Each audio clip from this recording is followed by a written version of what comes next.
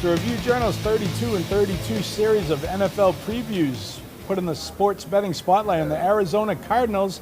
We're here at the Wynn's redesigned sportsbook on the Vegas Strip with the hottest handicapper in the business and Kelly Stewart at Kelly in Vegas, and Wynn Sportsbook Director Johnny Avello, one of the deans of Las Vegas bookmakers. The Cardinals won 7-8-1 last year, 6-10 against the spread in the bottom four in the league, 10-6 over-under. Their win total this year is 8.5, shaded to the under. Kelly, do you see that going over or under? You know, you just mentioned how awful they were against the spread last year. They were even worse against the spread as favorites. Keep an eye on that again this year. Either way, I got to make another old joke. If Carson Palmer wants to win a Super Bowl, this is the year. His window is closing. Larry Fitzgerald is a stud, and he's probably going to play for like another 10 years. But that being said, Carson, if you want to win, this is your year. I do expect them to live up kind of the hype this season. They have one of the best defenses, in my opinion, in the NFL.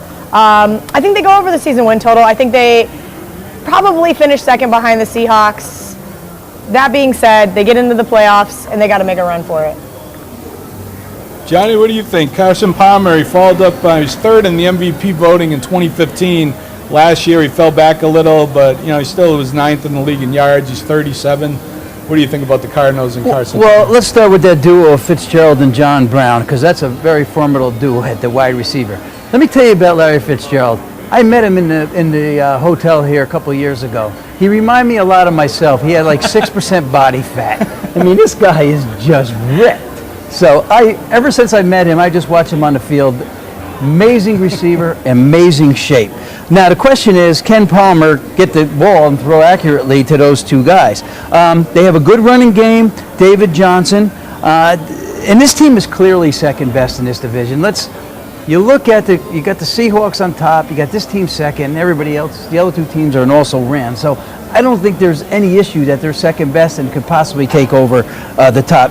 I have them penciled in for 10 wins as well. They're very lucky. They have 4 games in their division against the Niners and the Rams, so I penciled in those as 4 wins, and they also host Jacksonville. I have them going over the win total at 10-6. That's our spotlight on the Cardinals.